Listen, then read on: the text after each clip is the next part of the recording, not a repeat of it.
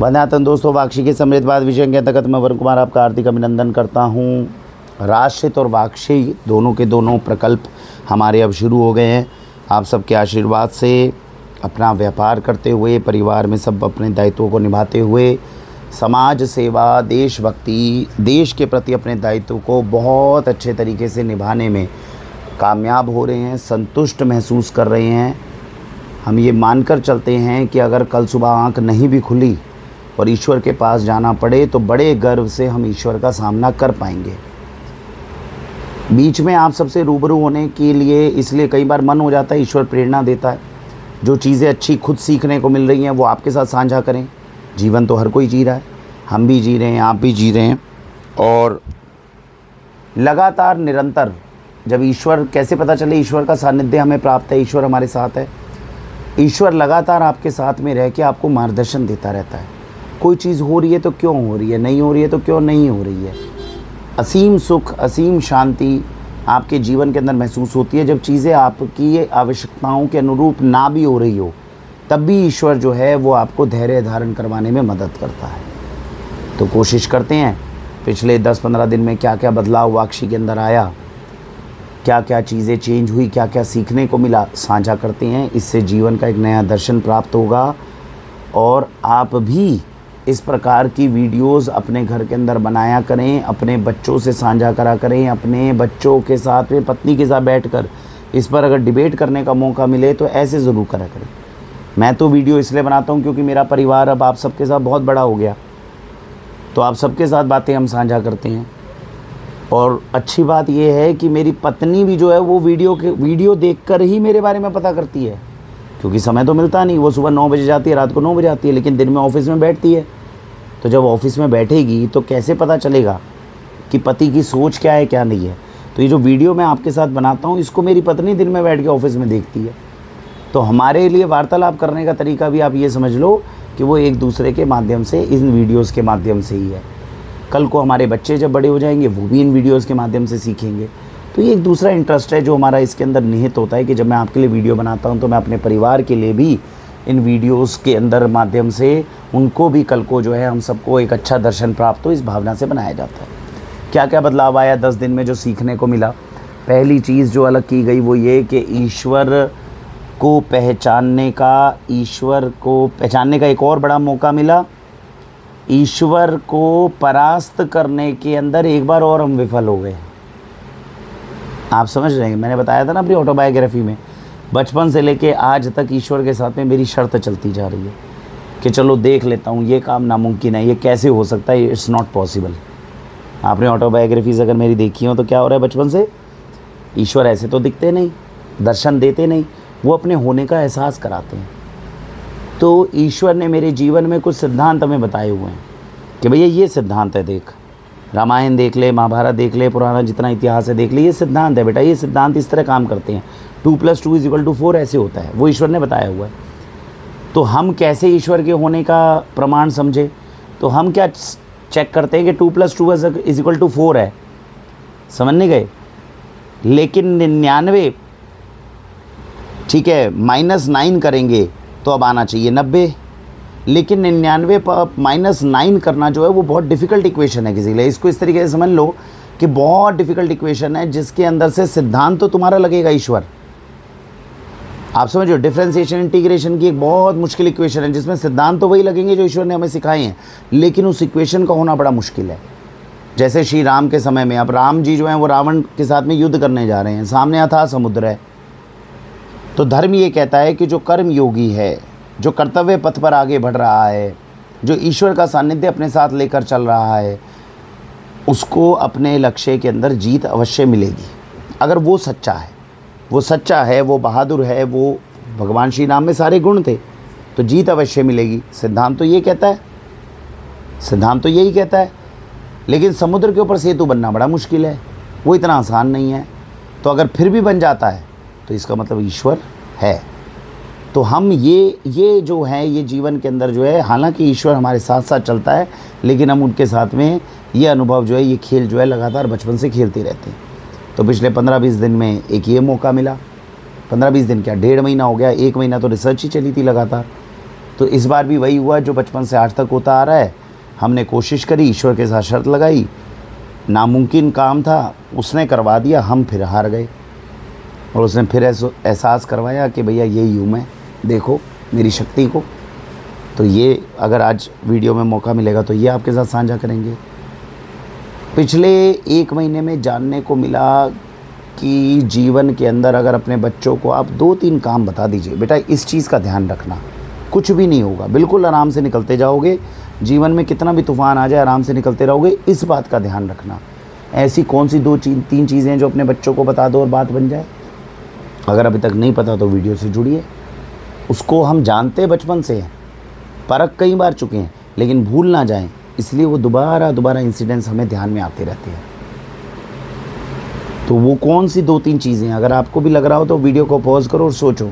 ऐसी 2 या 3 चीज़ें बड़ी सरल अपने बच्चों को बता दूं, अगर वो ये कर रहे हैं कुछ भी नहीं होगा, बड़े आराम से निकलते जाएंगे जीवन से, सुख शांति से निकलेंगे, आराम से निकलेंगे, परेशान होने की बात नहीं है। तो ये 2-3 चीज़ों का हमें पता चला।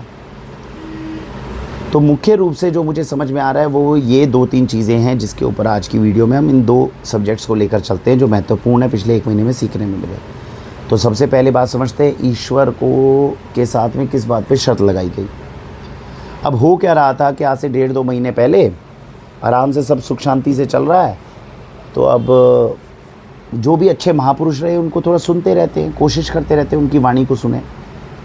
तो एक क्लिप मेरे सामने आई इंस्टाग्राम पे, उसमें ये कहा गया ना, शायद स्वामी प्रेमानंद कह रहे थे या कोई और गुरु कह रहे थे, वो ये कह रहे थे कि अगर तुम चाहते हो जीवन के अंदर तुम पैसा कमा लो, तुम्हारे पास पैसा आए, धर्म अनुसार आए, अच्छा पैसा आए, बढ़िया पैसा आए, तो बेटा दान करो।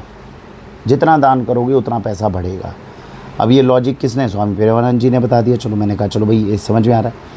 उसी दिन रात को जब मैं ओशो को सुन रहा था तो ओशो ने ये सिद्धांत दिया अपनी, जब आप उनको सुनेंगे, कि जीवन में जो चीज़ चाहते हो बढ़े उसे दान करना शुरू कर दो।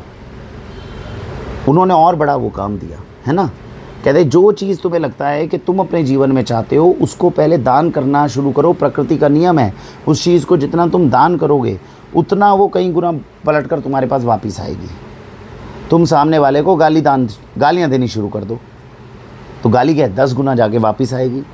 तुम किसी से मीठा बोलना शुरू कर दो, कई गुना ज़्यादा मीठा बोलना लोग तुम्हारे साथ शुरू कर देंगे। तुम लोगों के साथ में मानवता का जो है आधार, बड़े उनके सुख दुख के अंदर खड़े होने लग जाओ तो सारी दुनिया तुम्हारे सुख दुख में खड़ी होने लग जाएगी। प्रकृति का नियम है। तुम पैसा डोनेट करना छोड़ना शुरू कर दो, पैसा कई गुना वापस होकर तुम्हारे पास आने लग जाएगा। भाई मेरे को ओशो की बात बड़ी सही लगी। अच्छा, प्रेमानंद जी के तो शॉर्ट्स आते हैं 1-1 मिनट के, ओशो जी ने तो पूरा बताया था 10-15 मिनट। तो मैंने कहा यार ये चीज़ तो कैसे हो सकती है, ये मतलब साइंटिफिकली बड़ी मुश्किल चीज़ है इस बात को मानना। आप ही सोचो, मुझे पैसा चाहिए, मैं पैसा लुटा दूँ, धर्म के काम में लगा दूँ और वो पैसा कहीं गुना हो गया मेरे पास वापस आ जाए, ये कैसे हो सकता है। तो हालांकि मैं कई बार पहले ट्राई कर चुका हूँ, जैसे मैंने बताया 1.5 साल पहले मैंने इस बात का प्रकल्प लिया था, उसके बाद हल्का फुल्का मैंने थोड़ा बहुत दान पुण्य शुरू किया। इस बार अलग ये था, 1.5 महीने पहले मैंने कहा यार तबाह हो जाएंगे, लेकिन ये प्रूव कर देंगे कि ये सिद्धांत गलत है। इसको एक्सट्रीम लेवल पे लेके जाके देखो, आप ध्यान से सोचो, इसको एक्सट्रीम लेवल पे लेके जाके देखो, ट्राई करो और देखो कि तुम तबाह हो जाते हो कि तुम बच जाते हो। तो मैंने ईश्वर के साथ में शर्त लगाई। शर्त ये लगी हमारी, उस समय पे तकरीबन आप सोचो कोई 1-1.5 लाख रुपए शॉर्ट चल रहा था। वो यूजुअली चलता भी रहता है हमारे बिज़नेस में, है ना। जैसे कल की हमें पेमेंट्स करनी हो 1.5-2 लाख की, तो 2-3 दिन लगेंगे, वो आएगा और फिर पैसा घूमेगा और फिर भाई के पास जाएगा, ये चीज़ है।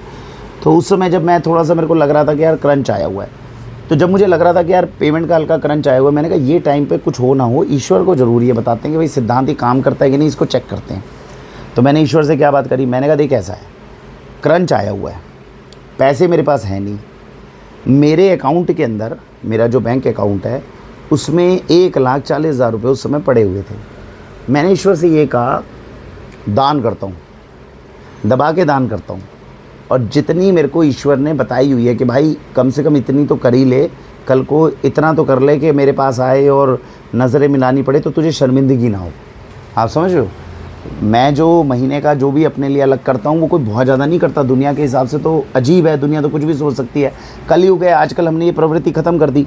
लेकिन अपनी सच्चाई तो हमें पता है ना कि जितना हम करते हैं वो कोई बहुत ज़्यादा नहीं करते। हमसे बड़े बड़े, मतलब हम तो कुछ भी नहीं है, खैर कर्ण भी नहीं है, बहुत बड़े बड़े लोग हमने मिले हैं सत्संगति के अनुसार, जिन्होंने पता नहीं क्या क्या दान पुण्य किए हुए हैं। तो जो महीने का जो भी पोर्शन है उसको हम दान करने की कोशिश करते हैं। तो मैंने ईश्वर से कहा, मैंने कहा बढ़ा दूंगा, पैसा तो है नहीं, इसको बढ़ा देता हूँ, इसको 4 गुना 5 गुना करने की कोशिश करता हूँ। तो होगा क्या, ये जो मेरा 1.5 लाख का 1,40,000 का बैलेंस है ये घटकर ज़ीरो हो जाएगा। भाई 1.5 लाख रुपए का तो रिस्क हुआ। तो वो अगर मैंने उसको बढ़ा दिया, तेज़ कर दिया, तो जाहिर सी बात है जो मेरी सेविंग है वो पलट के वापस आएगी। अगर तूने मेरी सेविंग तोड़वा दी, अगर तूने मेरी सेविंग तोड़वा दी, भाई मेरा पैसा था, मैंने दान पुण्य किया, काम तो तेरा है, तूने क्या कहा मैं करूँगा, तो भैया मेरे पास थोड़ा बहुत वापस आएगा। मतलब वापस आए ना आए, कम से कम चीज़ तो सुरक्षित रहे, है ना। तो मैं अपनी तरफ से बहुत ज़्यादा लुटाऊँगा। तेरा काम ये है कि तू मुझे बिल्कुल, मतलब ये जीरो कंगला नहीं करेगा। अगर तूने ये एफडियाँ तोड़वा दी बैंक की, तो इसका मतलब तेरा सिद्धांत काम नहीं करता। भाई इतना तो मेरे को अपनी सुरक्षा चक्र के लिए हल्का चाहिए ना। 1-1.5 लाख रुपए 2 लाख रुपए तो कम से कम होने चाहिए ना भाई। एकदम कोई आ गया पेमेंट मांगने, कहाँ से दोगे किसी बेचारे को। तो इससे कम में तो गुजारा भी नहीं होगा। और अगर मैं डोनेट कर रहा हूँ और ये भी टूट गया और ये भी निकल गया तो समझो बिल्कुल ख़त्म हो गया। तो मैंने कहा ये तू नहीं तोड़वाएगा, और अपनी तरफ से ज़्यादा लुटाना मैं शुरू करता हूँ, जो मेरा कर्म है। चल देखते हैं क्या होता है। सिद्धांत समझ गए कि भाई मेरे को किसी से मांगना नहीं पड़ रहा, जो मैं कमा रहा हूँ उसी के अंदर से तेरे को मैनेज करना है। अब हो गया मामला। होने के साथ साथ में क्या हुआ, अब ईश्वर भी साथ साथ आपके चलता है, आप समझ रहे हो। तो होता क्या था, एक भाई था जो सब्जियां जिसके थ्रू जो था मैं थोड़ा गौशाला में भिजवाता था। तो 1-2 दिन में कुछ व्यवस्था ऐसी सी बनी, 2-3 दिन में, कि वो सब्जियां उसके बाद ज़्यादा बचने लग गई। तो उसने कहा भैया ज़्यादा सब्जियां बच रही है, मैं तो कल से ज़्यादा डालूंगा। अच्छा, मेरा थोड़ा डील भी हुई थी ईश्वर से। मैंने कहा भैया तू डाल, जब ईश्वर दे रहा है तो डाल, ढंग से डाल। उसने भाई साहब रोज़ घुमा दिया। अब उसने रोज़ घुमा दिया और वो डलने लगा। तो वो इस तरीके से डलने लगा कि महीने का बजट जो है वो ऊपर नीचे हो जाए, और कैपेसिटी से ऊपर जा रहा है मामला। मैंने कहा भैया 1 महीने का टास्क लेके चलेंगे। अब भाई साहब दिमाग घूम रहा है। दिमाग इसलिए घूम रहा है कि पैसा शॉर्ट नहीं पड़ रहा। वो हर रोज़ का उसका भी कट रहा है और उसका अच्छा खासा कट रहा है, आप समझ रहे हो। मतलब जो मैं उसको दे रहा हूँ भाई को सपोर्ट के लिए, कहाँ से आ रहा है, कैसे आ रहा है, कैसे सेल घूम रही है, कैसे पैसा घूम रहा है, मुझे कोई अंदाज़ा नहीं है। मैं इसलिए कह रहा हूँ बिकॉज़ एक दिन ऐसा आया था जिसके अंदर मुझे उम्मीद नहीं थी कि भैया कोई पैसा कहीं से आएगा।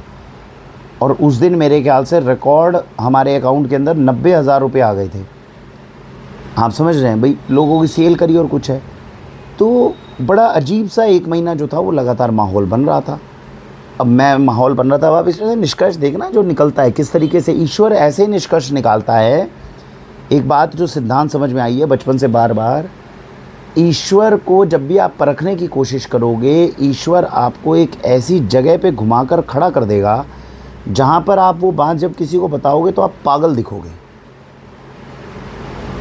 वो कृष्ण जी के निधि वन का है ना मामला, वो निधि वन में जाओ कभी आप, वृंदावन में, तो वहाँ पे क्या है, वो पेड़ आपस में लिपटे हुए हैं एक दूसरे से, ठीक है जी। और ये कहा जाता है रात को अगर रुक गए तो भैया अगले दिन की सुबह नहीं देखोगे, पता हुआ है। कितने लोगों ने उसको परखा, कितने लोग उसके अंदर जो है वो मूर्ति बन गए और सब खत्म हो गए, कितने लोगों की वहाँ समाधियाँ बनी हुई हैं। ऐसा कैसे हो सकता है, हर एक पेड़ आपस में लिपटा हुआ है, साइंस इसको समझ नहीं सकती। और अब तो इतना हो गया कि उसके चारों तरफ आपने जंजाल बना दिया। पहले नहीं था, पहले खुला था निधि वन, अब आप उस जो है गैलरी के अंदर से ही केवल निधि वन के दर्शन कर सकते हो। शाम के बाद आपको रुकना अलाउड नहीं है। कुछ बच्चे हैं ना जिन्होंने पिछले कुछ सालों के अंदर हमें ज़्यादा साइंस पढ़ी, तो हमने जाके परखने की कोशिश करी, तो सिद्धांत था जो ये काम कर रहा था। तो ईश्वर तो अपने होने का प्रमाण देता है, हम उसको परख नहीं पाते, हम उसको समझ नहीं पाते हैं, और वो आपको ऐसे हाल में छोड़ देता है जहाँ पे आप किसी को अच्छे से उसके बारे में समझा भी नहीं सकते। इसीलिए बड़े पूर्वजों ने कहा है अगर ईश्वर को पहचानना चाहते हो तो उससे तुम्हारी अपनी अलग ही वार्तालाप होगी, तुम्हारा अलग ही उसके साथ में सिस्टम चलेगा। वो सिस्टम किसी दूसरे व्यक्ति के लिए समझना बड़ा मुश्किल है।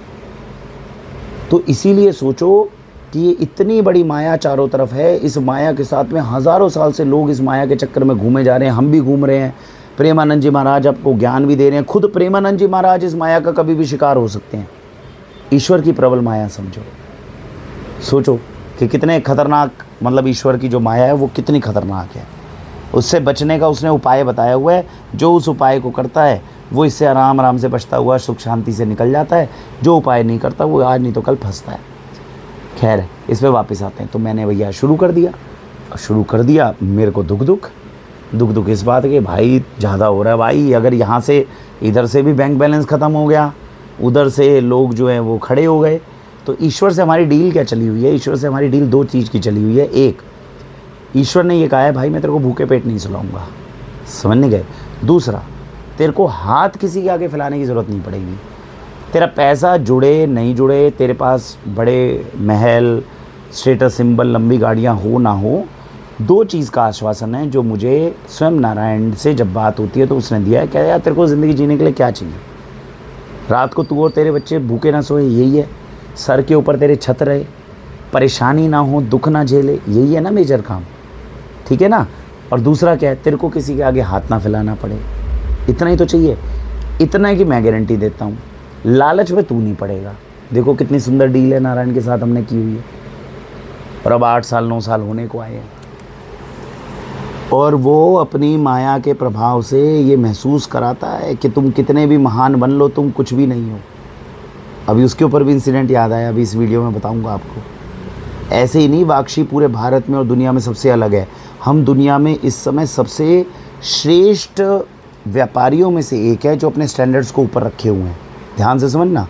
लेकिन उसके बनाए हुए तंत्र के सबसे छोटे कण मात्र है जिसको वो जब चाहे पत्ते की तरह उड़ा सकता है। क्या बोला मैंने? कलयुग के अंदर पूरे देश में, पूरे विश्व में अगर आप व्यापारी ऐसे ढूंढोगे जिनके सिद्धांत उच्च कोटि के हों, उनके अंदर हम आपको उत्तम श्रेणी में मिलेंगे, अव्वल नंबर के दर्जे के अंदर बैठे मिलेंगे। हाँ, हमसे बड़े बड़े हो सकते हैं, क्योंकि बहुत लोग हैं जो, अभी हमारी उम्र क्या 40 साल है, जो व्यक्ति जिसने हमारी तरह की सोच रखी हो और वो कर्म बढ़ता जाता है ना, कर्म ताकतवर होता जाता है। तो जो आप मुझे 40 साल में देख रहे हो, अगर यही कर्म मैं अगले 15 साल और करते रह गया, 20 साल करता रह गया, तो भाई कोई था थोड़ी मिलेगी। बहुत ताकतवर, कर्म ताकतवर बनाता रहता है आपको। तो हमने तो अभी ये 30-40 साल में अब कर्म तो बचपन से करे हैं अच्छे, जितनी बुद्धि थी उसके अनुसार, लेकिन अब धीरे धीरे वो ताकतवर होते जा रहे हैं ना। तो अगर कोई मेरे साथ में ऐसे भामाशाह में मिल जाए जिनकी उम्र 55-60 साल हो, भैया अगले ने 40 साल उसमें ताकत झोंकी है, तो वो तो हमसे ज़्यादा भीष्म पितामह निकलेंगे ना, ये बात है। लेकिन अपनी उम्र के हिसाब से हम आपको उच्च कोटि में सिद्धांतों के ऊपर खड़े हुए मिलेंगे। ये होने के बावजूद जब हम ईश्वर के दरबार में जाते हैं, नारायण के दरबार में जाते हैं, तो नारायण प्रतिदिन अहम ना हो जाए, घमंड ना हो जाए, तोड़कर बताता है, ये देख कौन है, ये देख ये क्या कर सकते हैं। इतनी बातें हैं, वीडियोस में ध्यान नहीं रहती। मैं हर बार ना पेपर इस और वो पेन इसलिए लेता हूँ क्योंकि दिमाग में ना विचार आते रहते हैं और टॉपिक चल रहा होता है बीच में। तो जबकि मुझे कॉपी पेन आप लोगों के साथ लेकर बैठना चाहिए, ताकि कम से कम जितने विचार साझा कर सकूँ वो तो करूँ आप लोगों के साथ, है ना। तो हाँ जी, अच्छी बातें हैं, बहुत सारी अच्छी बातें जो सीखने को मिल रही हैं। यही ईश्वर का बस होने का मामला है। अच्छी बातें करो। आप लोगों के लिए वीडियो बनाकर ना आपसे ज़्यादा फ़ायदा मुझे होता है। खुद से बात करने का इससे अच्छा तरीका क्या हो सकता है? मैं खुद भी अपने से बात कब करता हूँ? घर में बैठ के तो ऐसे कर नहीं सकता। यही तरीका होता है बात करने का। बनाओ आराम से बैठ के, खुद शीशे के सामने बैठ के बात करो, छत पे चलते हुए बात करो। तो मैं बचपन से कर रहा हूँ। अब बस ये है कि ये बात रिकॉर्ड हो जाती है तो बाकी लोगों के लिए भी कुछ लोगों के लिए सदुपयोगी हो जाती होगी, है ना। खैर, तो अब मैं क्या बता रहा था कि अब वो हुआ, लगातार जो है वो डोनेशन शुरू हो गया। अब डोनेशन शुरू हो गया भैया, पैसा शॉर्ट नहीं पड़ रहा। अब मेरे दिमाग में यार अचंबा, मैं कह रहा हूँ भाई नारायण तुम तो अपनी ताकत दिखा रहे हो, मैं तो चीज़ डोनेट कर रहा हूँ और जितनी मैंने सोची नहीं उतनी कर रहा हूँ। और इसको भी दूसरे तरीके से समझो तो मैं कर नहीं रहा हूँ, वो करवा रहा है। क्योंकि मैं करता होता तो शर्त तो बाकी बकाया थी ना, सही थी, मैं तो अब भी करता रहता। वो करवा देता है, उसको मेरा कर्म मजबूत करना है। इसके ऊपर भी हम अभी आएंगे कि वो आपके हाथों से क्यों करवाता है, क्यों करवाता है। इसके ऊपर भी अगर टाइम मिलेगा इस वीडियो में बताऊंगा मैं। ये भी हमें लगता है कि हम करवा रहे हैं, हम नहीं करवा रहे हैं, वो करवा रहा है हमारे हाथों से। वो दिमाग में भ्रम पैदा करेगा, माया भ्रम पैदा करेगी, करवाओ इसके हाथों से, इसको हमें ये चीज़ देनी है। आपका कोई क्लास में फेवरेट स्टूडेंट हो, है ना, कृष्ण को अर्जुन जो है थोड़ी फेवरेट है भाई, इसका ठीक ठाक कर्म है, ये हमारी कैटेगरी में आ सकता है। नारायण ये सोच रहे हैं कि यार इसको अपनी भक्ति की कैटेगरी में ले सकते हो, तो वो क्या करते हैं, वो अर्जुन के आसपास में सर्कमस्टेंसेस ऐसे पैदा करते रहते हैं, है ना, लेकिन वो बिना वजह के कुछ नहीं करेंगे। वो अभिमन्यु को मरवाकर अर्जुन के हाथों कर्ण को मरवाएंगे, द्रोण को मरवाएंगे। पहले जब मैं महाभारत देखता था तो मैं यही कहता था, मैंने कहा यार आपने अभिमन्यु क्यों मरवाया यार, बिना मरवाए भी तो आप कर सकते थे। नहीं कर सकते थे, क्योंकि ईश्वर को तर्क देना पड़ता है, ईश्वर कोई भी काम बिना तर्क के नहीं कर सकता। महाभारत बहुत कॉम्प्लेक्स चीज़ थी। आप द्रोण को, उनको पता था कि मेरे को भीष्म पितामह को हटाने के लिए, द्रोण को हटाने के लिए, कर्ण को हटाने के लिए, ये सोचो इन लोगों का कर्मबल कितना मजबूत था कि स्वयं नारायण के हाथों जो है इन्हें पूरा चक्र घुमाना पड़ गया। ये आदमी की ताकत बताता है, हम लोगों की मनुष्य की ताकत बताता है। हम क्या कहते हैं, ईश्वर है जी कर लेगा, ऐसे नहीं भाई, ईश्वर ने आपको ताकत दी हुई है, आपको कर्म करना पड़ेगा। इसीलिए मैं कर्म में लगा रहता हूँ भाई। ईश्वर है, लेकिन ईश्वर इस बात का बहुत बुरा मानता है, जो काम आप कर सकते हो वो अगर नहीं कर रहे हो तो भैया तुम्हें दिया गया करो इसको। इसीलिए महाभारत में जिन लोगों ने पार्टिसिपेट नहीं किया उनके ऊपर ईश्वर को सबसे ज़्यादा गुस्सा आया। तुम कौरवों की तरफ, वो पांडवों की तरफ, वो बात अलग है। तुम्हारे सिद्धांत क्या है वो बात बताओ। तुम भीष्म पितामह कौरवों की तरफ थे, तो क्या भगवान कृष्ण उनका सम्मान नहीं करते थे? करते थे भाई। आपका अपना तर्क है, मैं उस तर्क का सम्मान करता हूँ। कृष्ण ने उन लोगों के ऊपर ज़रूर क्रोध किया जिन्होंने बिल्कुल पार्टिसिपेट नहीं किया। उन्होंने बलराम को जाके सुनाई है कि तुम इतना बोलते थे, इतनी ढींगे हाँकते थे, जब युद्ध का टाइम आया तब तुम जाके आराम से बैठ गए, क्योंकि बलराम खुद भगवान का अवतार थे। एनीवेज, तो वो दान जो था वो डोनेशन शुरू हो गया। अब डोनेशन शुरू हो गया तो अचंभे हुए। एक तो मैंने आपको बताया, मेरे को एक दिन याद इसलिए है क्योंकि उस दिन मैं सोचा था यार इतनी पेमेंट है, कल करूँगा कैसे, और ईश्वर ने भाई साहब डाल दिए। 87,000 रुपये थे, मेरे को अभी भी याद है, वो आ गए। और मैंने कहा वाह नारायण क्या बात है, कल सुबह पेमेंट करनी है 50-60 हज़ार, आज है नहीं, और आपके पास 87,000 रुपये आ जाएँ भाई, पेमेंटों से ही आएंगे। तो आप खुद सोचोगे ना भाई ये कौन सा मीटर घुमा रहा है तू। अच्छा बच नहीं रहा, वो 87 आ रहे हैं और बाहर की बाहर जा रहे हैं। कभी तुम सोचो अरे वरुण जी इतना पैसा आया, वाह आता है जाता है, बचता कुछ नहीं है। तुम बचवाने का काम, उसका आदेश चल रहा है ना, आदेश हमारा थोड़ी है, कर्म हमारे थोड़ी है, हम तो केवल कर्म कर रहे हैं। वो देख रहा है, वो चाह रहा है, उसके अनुसार हमारा जीवन चल रहा है। और जब नारायण के अनुसार आपका जीवन चलने लग जाए तो भाई साहब बहुत ही अलग खेल हो जाता है, बहुत अलग खेल हो जाता है। हमारी जो भी अब प्रतिमाएँ आपको दिख रही हैं, हमारा जो कर्म आपको दिख रहा है, उसमें बहुत बड़ा नियम और कानून ये चल रहा है कि वो करवा रहा है। विश्वास कीजिए बिल्कुल कुछ नहीं है मेरे हाथ में, बस वो कहता जा रहा है चलता जा अर्जुन, चलता जा चलता जा चलता जा अर्जुन, चलता जा रहा है, बाण मारता जा, बाण मारता जा रहा है, मारता जा रहा है, मारता जा रहा है, बस। अब देखा जाए तो ये काम बड़ा आसान है, टेंशन ही नहीं है कुछ। सोचो आपको ये बोल दे ईश्वर नारायण कुछ नहीं करना तुमको, अरे नारायण कल को क्या, अबे यार तू चल बाण मार, बाण मार, बाण मार, मार मार, देख ये मिल गया, ये मिल गया, ये मिल गया, चलता जा रहा है रथ हमारा, चीज़ें आती जा रही हैं और चीज़ें जाती जा रही हैं, मेरे रथ में रुक नहीं रही, और मैं पीछे मुड़ता हूँ। मैं बड़ा लालच भी आता है, अबे यार इतनी आ रही है थोड़ा तो जुड़वा दे। कहते तुम क्या करोगे, करते जाओ करते जाओ। तो नियम है, उसने नियमों में हमें बांध रखा है, मर्यादाओं में हमें बांध रखा है, और अपने वचन से भी वो नहीं फिर रहा। तो खेल देखो कितना बढ़िया चल रहा है ईश्वर के साथ। और 1-2 साल की बात हो तो अलग है, अब तो 8-9 साल पूरी, जब से नौकरी छोड़ी है तब से तो खुल्लम खुल्ला खेल रहे हैं, क्योंकि अब रोक टोक नहीं है ना। अब तो जीवन आपका है, परिवार के मुखिया आप हो, आप जैसे चाहोगे वैसे खेलेंगे, व्यापार के मुखिया आप हो, आप खेलेंगे। नौकरी के अंदर तो हो भी सकता है किसी बंदे के साथ में कुछ मजबूरी रहे, वैसे तो तब भी मजबूरियाँ कम थी, है ना। चलो फिर से आते हैं, तो देखो बार बार टॉपिक से जाता हूँ वापस आता हूँ, लेकिन इसका आनंद अलग है। जो इस आनंद को झेल पा रहा है वही देख पाएगा वीडियो हमारी। तो वो करे जा रहे हैं, तो वो अब 87,000 है। मैंने कहा यार वाह कमाल है भाई, तेरी माया, जय हो प्रभु। यार सो गए चद्दर डाल के। अब महीने के एंड में शौक कैसे लग रहे हैं वो आप समझो। महीने के एंड के अंदर जो था, आखिरी के 10 दिन थे, मैंने अपनी टीम से पूछा, मैंने कहा भाई सेल कैसी चल रही है? कह रहे सर सेल तो कम चल रही है। मैंने कहा यार सेल कम चल रही है हमारी, और इधर से मैंने खर्चा बढ़ा रखा है ये वाला, और पैसे कम नहीं पड़ रहे। जो लोग मांगने वाले आ रहे हैं उनको पैसा पूरा दे पा रहे हैं। भाई ये खेल क्या हो रहा है? अब समझ रहे हो आप? 3 चीज़ें चल रही थी उस महीने में हमारे साथ। सेल तो हमें कम लग रही है, सेल तो हमारी कम चल रही है। पूरी टीम एक साथ गलत नहीं होती है, ये ध्यान रखना। ये पिछले 1.5 महीने का सबसे बड़ा उदाहरण है जो ईश्वर ने डेंट मारा है। हमारी पूरी टीम एक साथ गलत नहीं हो सकती, हम बैठ रहे थे, हम उनसे पूछ रहे थे, हाँ भाई पता चलता है ना रोज़ के कितने बिल बन रहे हैं, कितनी मेहनत कर रहे हैं, कितना सेल कर रहे हैं। बीच में 8-10 दिन ऐसे रहे, सर सेल तो नहीं ढंग की चल रही, सेल ढंग की नहीं चल रही है, सेल हमारी हुई नहीं है, खर्चा हमने बढ़ा रखा है, पेमेंटें मांगने वाले आने, और पिछले महीने हमारी सेल दबादब गई है, अच्छी गई है।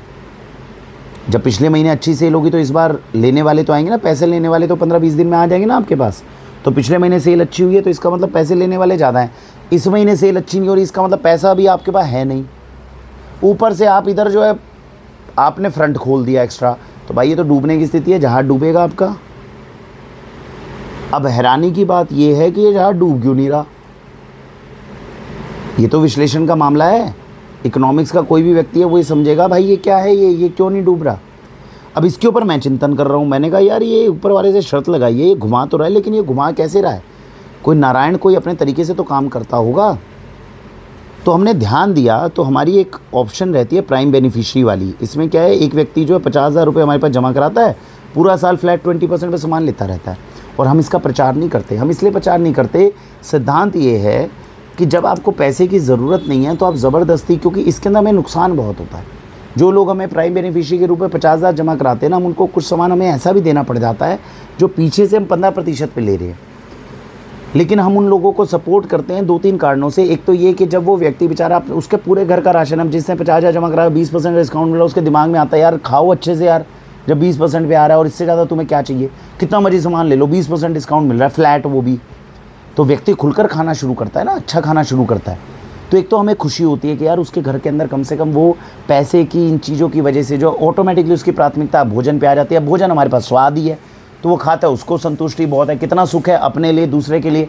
इसमें मेरे 2 रुपये का नुकसान हो भी जाए तब भी कितने परिवार। और दूसरी बात क्या है, हम इन परिवारों को इसलिए हम प्राइम बेनिफिशियरी को टारगेट, इनके ऊपर रिसर्च ये चल रही है, 15-20 साल जब ये अपने घर में ऑर्गेनिक भोजन खाएंगे तो जब बाहर कैंसर और ये बीपी और ये सारी समस्याएं बढ़ेंगी और इन परिवारों में नहीं बढ़ेगी, तो हमारे पास भी तो बात होगी ना, दुनिया हमसे भी तो पूछेगी 20 साल से केवल सामान ही बेच रहे हो, कुछ रिजल्ट भी है कि नहीं है।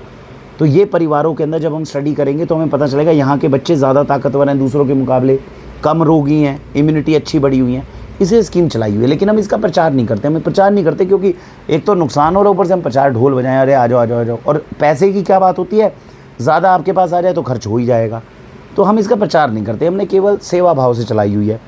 पिछले महीने 5 लोगों ने उठाकर ये प्राइम बेनिफिशियरी की स्कीम ले ली, जबकि हम प्रचार नहीं कर रहे।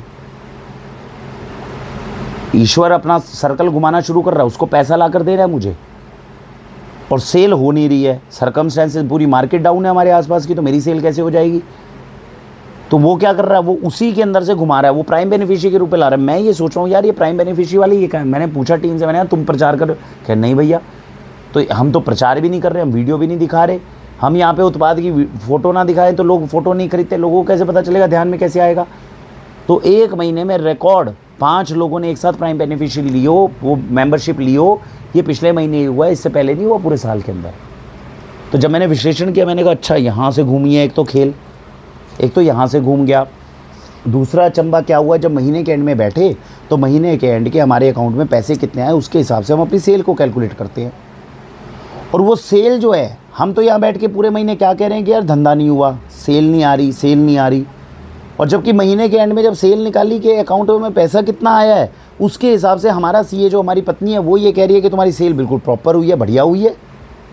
अगर इसमें से वो 2 लाख रुपए काट भी दो जो प्राइम मेंबर ने 2-2.5 लाख रुपए करवाए हैं, उसके बाद भी सेल तुम्हारी ठीक गई है, तो फिर सेल कम कैसे हुई है, ये चीज़ हमें समझ में नहीं आ रही। तो अब इससे निष्कर्ष क्या निकालना चाहिए, निष्कर्ष ये निकालना चाहिए कि ओशो ने और प्रेमानंद जी महाराज ने जो कुछ कहा वो बिल्कुल सही कहा। आप डोनेट करो और डोनेट करने के बाद में जो है आपके पास में पैसा बढ़ेगा। लेकिन ये निष्कर्ष मैं आपको क्यों नहीं बता सकता, वो इसलिए नहीं बता सकता क्योंकि पूरे महीने ये चमत्कार होने के बावजूद 40,000 रुपये शॉर्ट पड़ गए थे। और जो मैंने एफडी बनाई हुई थी 1,40,000 की, उसमें से 40,000 रुपये मुझे निकालने पड़ गए थे, समझ रहे हो। और 40,000 निकालने पड़ गए, वो 1 लाख बच गए। अब मैं फंस गया बीच में। अब मैं आपको क्या बताऊँ, एक तरफ तो सिद्धांत ये कह रहे हैं कि नारायण है, और देखो उसने कितना चारों तरफ चमत्कार किया। देखो प्राइम बेनिफिशियरी भी आ गए, सेल हमें कम लग रही है लेकिन सेल भी पूरी हो गई। पिछले महीने सेल अच्छी हुई थी, इस महीने सेल डाउन हो रही थी, फिर भी लोगों की देनदारी पूरी हमने निपटा दी। कहीं पे हमें किसी से पैसा नहीं मांगना पड़ा। मेरा जो एफडी है वो एफडी का पैसा जो है वो 1 लाख 1.5 लाख रुपये इंटैक्ट रह गया। इसका मतलब तो नारायण है, उसका नाम लो और सुख शांति चलते रहो। जो महाभारत में कहा गया, जो कृष्ण जी ने कहा, बिल्कुल ठीक है। लेकिन वो बताने लायक क्यों नहीं छोड़ रहा? क्योंकि 40,000 की एफडी तोड़वा दी। अब 40,000 की एफडी तोड़वा दी तो फिर मुझे आपको ये कहना चाहिए अरे सब भ्रम है, बकवास है यार, वो टूटी तो है एफडी। अगर ईश्वर होता तो वो नहीं टूटने देता। डील तो इस बात की हुई थी। उसने क्या करा, 40,000 की एफडी तोड़वा कर 1 हफ्ते के अंदर दोबारा वो 40,000 की एफडी बनवा दी। टाइम तो क्रॉस हो गया था 1 महीने का। अभी भी मेरे अकाउंट में 1,40,000 है। खेल समझ रहे हो? जिसमें से वो कर चुका मैं बड़े वाला बेड़ा पार। और पैसे की तंगी चल रही थी, अब फिर वो घूम गया। अब आप बैठ जाओ 2 महीने बाद। तो क्या किया? ईश्वर ने आपको इस हाल में छोड़ दिया कि अब ये बात आप जिसको भी बताओ या तो आप बेवकूफ़ दिखोगे या आप कंफ्यूज दिखोगे। ये ईश्वर की माया है, ये ईश्वर की माया है। अब ध्यान से समझो इसमें लॉजिक क्या है। यशोदा मैया कन्हैया के मुंह में पूछ रही हैं, मुंह खोल, मिट्टी खाई, मिट्टी खाई, मिट्टी खाई। तो कान्हा ने मुंह खोल दिया। मुंह खोल दिया तो ब्रह्मांड किसे दिख रहा है? केवल यशोदा मैया को दिख रहा है। अब वो घर जाए और जाके बोले कि नंद बाबा ये देखो, ये नारायण है। नंद बाबा पूछेंगे क्यों? इसके मुंह में देखो ब्रह्मांड दिखेगा। नंद बाबा देख रहे हैं, कान्हा खोल, ब्रह्मांड दिखा? नहीं दिखा। अरे हट, यशोदा पागल हो गई। यशोदा खुद पागल है, मैं दुनिया को क्या बताऊं। ये ईश्वर का अंश है जो आपको इस स्टोरी से समझने में आता है। जब वो अर्जुन को अपना विराट रूप दिखाते हैं तो बस अर्जुन ही देख के डरे जा रहा है, बाकी लोग तो इधर उधर देख ही नहीं पा रहे हैं। भाई ये क्या चल रहा है भाई, हमें नहीं समझ में आ रहा। वो अर्जुन और कृष्ण की कहानी है जो अर्जुन और कृष्ण को ही समझ में आ रही है, किसी और को नहीं समझ में आ रही। अर्जुन को भी नहीं ढंग से समझ में आ रही, यशोदा को भी नहीं ढंग से समझ में आ रही। इसके माध्यम से वो ये बताता है कि मुझे समझना, देखो तुम अच्छे हो, तुम बढ़िया हो, मैं तुम्हारे साथ चलता हूँ, लेकिन कभी भी ऐसा अहम मत मान लेना कि तुमने मुझे समझ लिया। मेरी था पानी बड़ी मुश्किल है।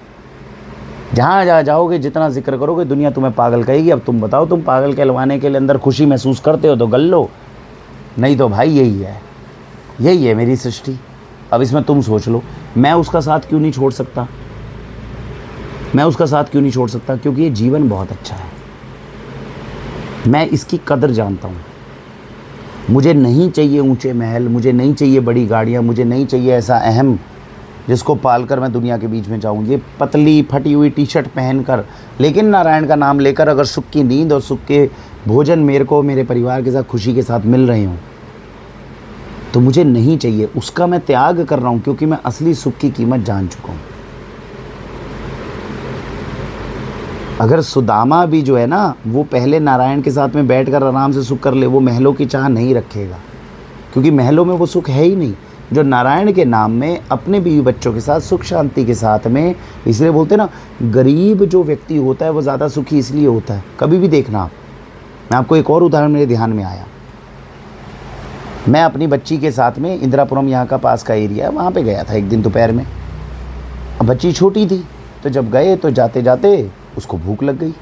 तो मैंने जहाँ पे जाना था वहाँ पे गंतव्य पे पहुँचे और वहाँ उसे भूख लगी। कहते पापा भूख लगी। मैंने कहा बेटा भूख लगी तो मैं देखता हूँ। पास में एक व्यक्ति फुल्का बना रहा था, रोटी बना रहा था, ठेले वाला। ठेले पे अब सब्ज़ी वगैरह तो बच्ची को नहीं खिला सकता मैं, बाहर की सब्जियाँ और इस तरह से तो नहीं खिलाता। तो मैंने कहा चलो रोटी बना रहा है, रोटी में तो क्या होगा। मैंने उससे कह दिया भाई तू एक रोटी दे दे। उसने रोटी दे दी बेचारे ने। मैंने अपनी गुड़िया को, वो तब 2 साल 2.5 साल की होगी, मैंने वो रोटी खिला दी। मैंने उससे पूछा बता भाई रोटी की क्या मैं शुल्क दूँ? वो कहता भाई बच्चे की रोटी के पैसे नहीं हैं, बच्चे की रोटी के पैसे नहीं लेंगे। आप समझ रहे हो बात को? वो गरीब है, मैंने ध्यान से देखा, उसके कपड़े भी प्रॉपर नहीं थे, लेकिन वो अपने पूर्वजों का संस्कार लेके चल रहा था। सोचो किस देश के किस गांव से, पूरी दुनिया में ऐसा कोई गांव है भारत के अलावा जहाँ पर व्यक्ति ये कहने का हुनर रखता हो कि बच्चे की रोटी के पैसे नहीं लेते, बच्चे के दूध के पैसे हम नहीं लेते। उसने नहीं लिए, उसने नहीं लिए। मुझे ध्यान नहीं है मैंने वो पैसे भी कहीं किसी को डोनेट किए कि नहीं किए। मैंने उसके साथ भी ज़िद नहीं करी, उसका सम्मान करते हुए, जबकि सिद्धांत ये बनता था अगर मैं उसे नहीं दे पा रहा हूँ तो उससे थोड़ा गुना ज़्यादा पैसे कहीं और डोनेट कर दूँ उसका नाम लेकर, ताकि उस तक वो बेल विशेस जाए। सिद्धांत ये जा रहा है, लेकिन जहाँ तक मुझे ध्यान है मेरे वो ध्यान में ही नहीं रहा शायद। उसी को कंपेंसेट करने के लिए महीने के एंड में हम थोड़ा बहुत करते रहते हैं कि भूल चूक जहाँ हो जाए वो वहाँ पे हो जाए। हमने वो सिद्धांत बनाया वो, लेकिन तरीका यही रहता है कि जहाँ से आपने 2 रुपये का भी कहीं से किसी ने एहसान किया हो तो उसको तुरंत चुकाना चाहिए। किसी और को, वो नहीं ले रहा तो किसी और को दे दो। हमने आपके लिए भी सिस्टम बनाया हुआ है। कई बार आप कहते हो ना सर 2-3 रुपये की बात है रख लो, नहीं, हम वो 2-3 रुपये नहीं रख सकते। हम वो गौशाला के अंदर चले जाएंगे, हम नहीं रखेंगे। पता है ना उसका कहीं गुना जाके कल को देना पड़ेगा। सोचो अगर पूरी दुनिया के अंदर ये सिद्धांत आने लग जाए और अच्छे लोगों के बीच में ये सिद्धांत और सिस्टम बन जाए, ज़रूरी पड़ेगी क्या किसी एग्रीमेंट की और सबकी? नहीं पड़ेगी। तो हम देश के उन खुश नसीब व्यापारियों में से एक है जिसका ग्राहक हमारे ऊपर इतना विश्वास करता है, रख लो पैसे, क्योंकि वो पैसा हमारे लिए भी कोई मोल नहीं रख रहा, उसके लिए भी नहीं रख रहा। अब आपको उदाहरण दूंगा जिसके ऊपर हमें इस बार गर्व महसूस हुआ है। जो मैं बोलता हूँ ना, वाक्षी जैसा पूरे देश में कोई नहीं है। हम इसलिए करते हैं क्योंकि हमें गर्व की अनुभूति होती है ना। मैं आपको भी एक एग्जांपल दूंगा, बहुत सुंदर एग्जांपल है। आपको मैं नाम भूल गया मैम का, एक का, चलो मैं थोड़ा नाम ध्यान आ रहा है, अभी आपको बताऊंगा। बहुत सुंदर एग्जांपल है, मज़ा आएगा आपको देख के कि देखो अगर हम वाक्षी के साथ में जुड़ते हैं, अगर आप ये वीडियो देख रहे हो तो आपका समय ख़राब नहीं हो रहा। चीज़ों को हम पकड़ने की कोशिश करें, सिद्धांतों को। और मुझे ये भी पता है पूरे देश में बहुत कम लोग हैं जो इस सिद्धांतों के ऊपर सच में बात करें, क्योंकि आडंबर बढ़ गया ना। ये काम साधु संतों का काम था, अब साधु संतों का अलग चल रहा है बेचारों का। उनको गाड़ियों में आना है, एसी में जाना है, उनको भी लग रहा है भैया 99 का फेर है। तो इसीलिए आपका और हमारा इन विषयों के ऊपर चिंतन करना ज़रूरी है। करिए चिंतन, ठीक है जी। तो अब आपने ये समझ लिया यशोदा जी वाला और ब्रह्मांड का प्रभु का काम। मैं कितनी बार ईश्वर की परीक्षा ले लूँ, वो मुझे बचा लेगा और ऐसे हालात में छोड़ेगा कि मैं वो इंसिडेंट्स जिसको भी बताऊंगा मैं बेवकूफ़ी दिखूंगा। फिर भी बताना मेरा कर्म है, बताना मेरा फ़र्ज़ है। ईश्वर का नियम ये है, तुम उनको बताओ जो इसको सुनना चाहते हो, जो विधर्मी हो, जिसकी मेरे में आस्था ना हो, जो मुझे नहीं अच्छा मानता, उसको ये बताने का फ़ायदा नहीं। उसकी नज़र में तुम पागल ही रहोगे, और पागल रहोगे उस सबसे बड़ी बात, पागल समझे कोई बात नहीं, पागल तो हमें भक्तजन भी समझ सकते हैं। लेकिन जब नारायण का कोई भक्त इस वीडियो को देख के हमें कहेगा कि ये पागल है, तो वो खुशी में कहेगा अरे ये पगला है। और जब कोई विधर्मी होगा जिसका नारायण के अंदर विश्वास नहीं होगा, वो कहेगा व्हाट अ लॉजिक, यार बकवास है यार, ये अंधविश्वास फैलाता फिरता है बंदा।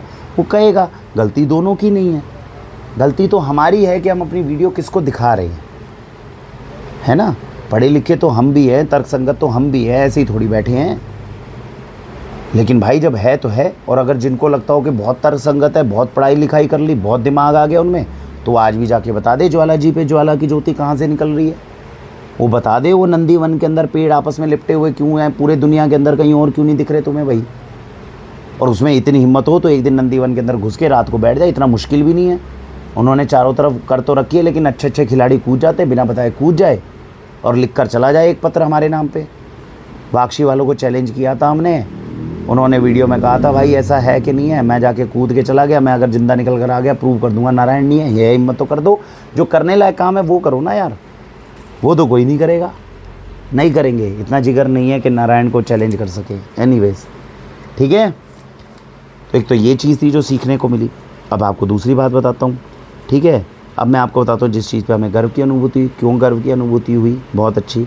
हमारी एक बेनिफिशियरी थी कनाडा में, अच्छे सज्जन है। अब मैं आपको बताता हूँ गलती कैसे हो जाती है और उस गलती के अंदर हमें अपनी मर्यादाएं कितनी खींचनी चाहिए।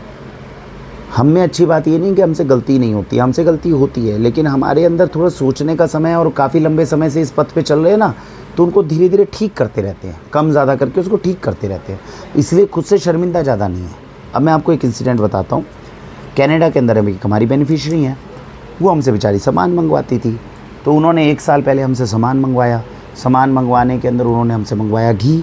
अब घी के अंदर क्या हुआ, जो हमारा बंदा था जो घी लेकर आता था, जबकि ये सिस्टम बना हुआ है कि कोई भी बैच का घी का वो जब हमें देगा तो वो परख कर देगा, वो चेक करके देगा उसको, ठीक है जी। लेकिन उसने वो चेक करके नहीं दिया। तो होता क्या है कि घी जब ढंग से ना पके तो उसके अंदर एक हल्की सी एक पिक्यूलियर सी स्मेल आती है। घी ओरिजिनल है, घी बढ़िया है, लेकिन उसके अंदर स्मेल हल्की सी अलग आ गई। अब वो अलग आ गई तो वो घी वहाँ पहुँचा, मैम ने खोला, उन्होंने कहा जी इस बैच के अंदर दिक्कत है। हमें भी तब तक पता चल गया था यार इस बैच में दिक्कत है। अब जो आसपास के थे वो तो रोक लिए, लेकिन वो घी कनाडा निकल गया। और 4 साल में पहली बार हुआ जो ऐसा हुआ। अब ऐसा हुआ तो उन्होंने कहा वरुण भैया क्या करूँ अब मैं घी का। तो हमने उन्हें बताया भाई देखो घी तो अच्छा है, बड़ी बढ़िया है, लेकिन हाँ, हम भी समझ रहे हैं कि हल्की सी इसमें महक है तो आपके लिए यूज़ करना मुश्किल होगा। तो अब कनाडा जो जाता है ना सामान, वो आप ये समझो कि जितने का घी नहीं है उससे कई गुना ज़्यादा जाने की कीमत पड़ जाती है। 20-20 हज़ार रुपये केवल ट्रांसपोर्ट के लग रहे हैं। तो अब हमें बीच का निष्कर्ष निकालना है, रास्ता ऐसा निकालना है कि उनका भी नुकसान ना हो और हमारा भी नुकसान ना हो।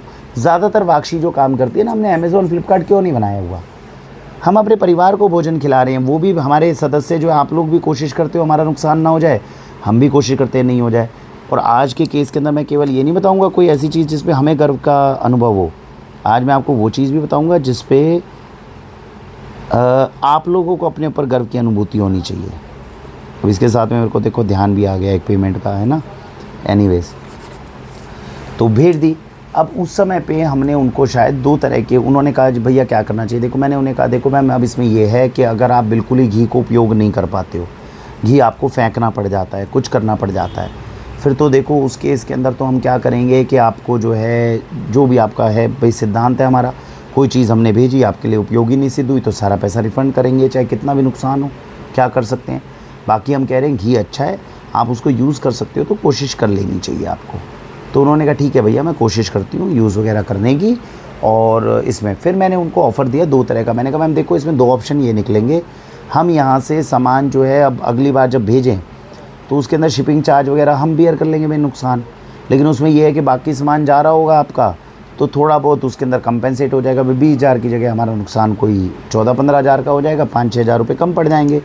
दूसरा तरीका ये है कि हम आपको जब तक आपके पास में सामान अगले 1 साल 1.5 साल तक जब तक आपकी ये कीमत कंपेंसेट नहीं होती तब तक हम आपको हैवी डिस्काउंट पे सामान बेचेंगे, जिसमें हमें ये लग रहा होगा कि हमने आपके उसमें से जो भी आपको सामान भेजा उसमें से कमाया नहीं।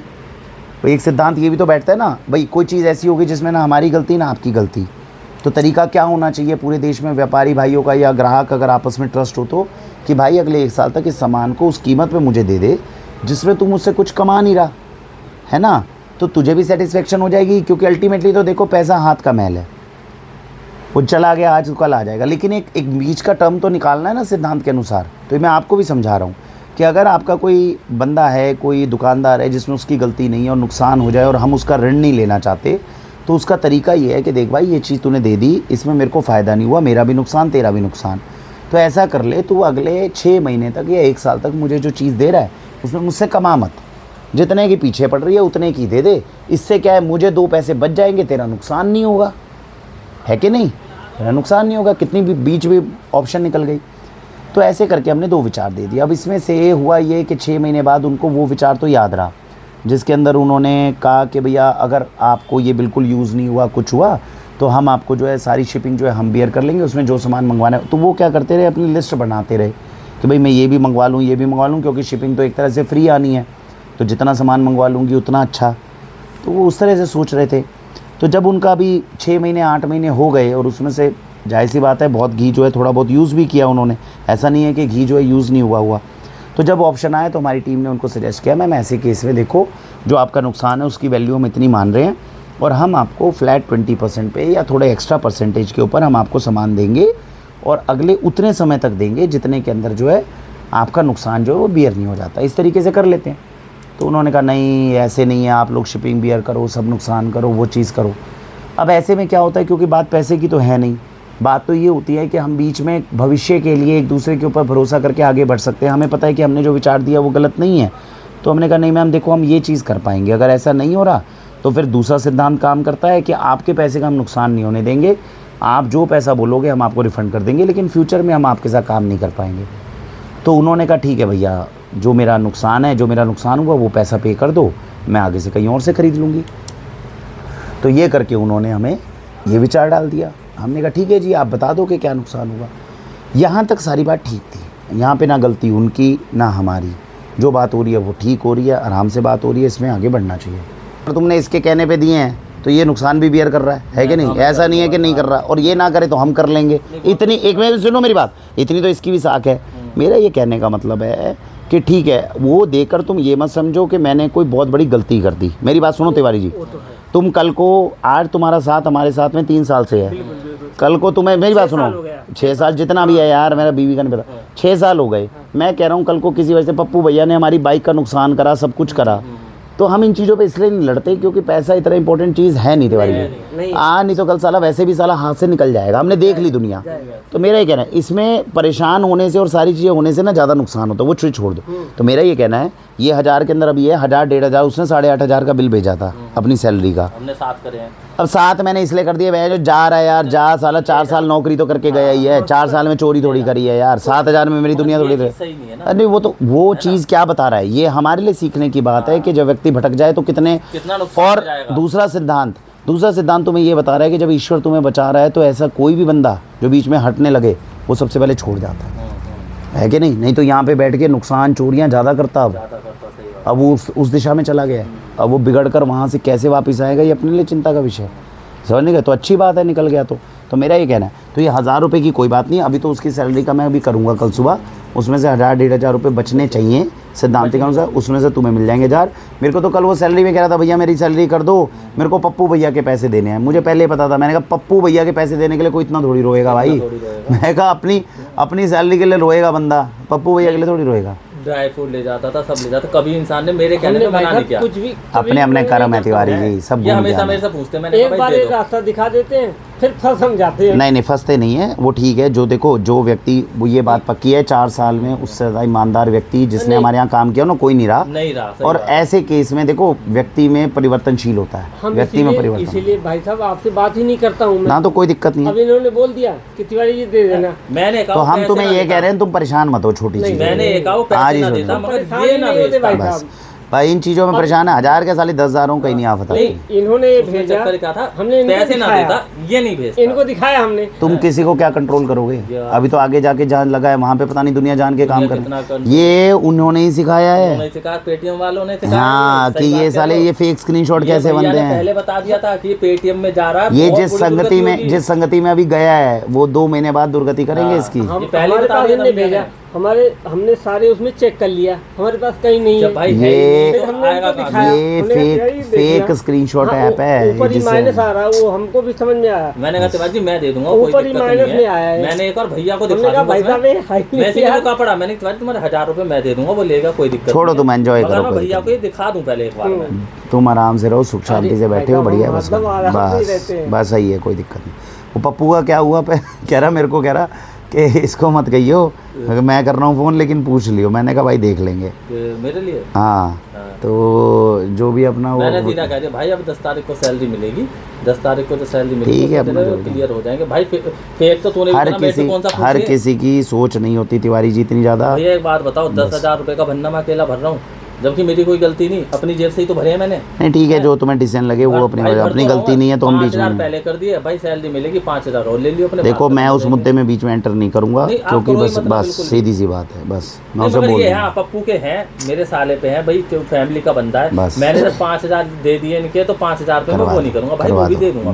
लेकिन एक बात देखो ना तिवारी जी, उन्होंने किया भर मैं रहा हूँ ना यार, गलती उनकी है ना, उनकी है ना, मेरे से कहीं पूछा नहीं था ना, तुमसे आपने तिवारी के सामने से मेरे से कोई नहीं पूछा उनने। चलो छोड़ो ये चीज़ें, छोड़िए बाहर बैठो, मेरे को अपनी वीडियो करने दो, कोई बात नहीं, तुम ये बंद कर जाओ, स्क्वायर बंद कर जाओ, इसका मैं कल हिसाब करूंगा, वो सैलरी में बचेंगे तुम्हें भिजवा दूंगा, छोड़ो है ना, आ जाओ बंद कर दो, स्क्वायर दबा के दोबारा चला देना, चला दे दोबारा, कोई नहीं, ऊपर से बंद कर, हाँ स्क्वायर दबा दे और चलो, ठीक है।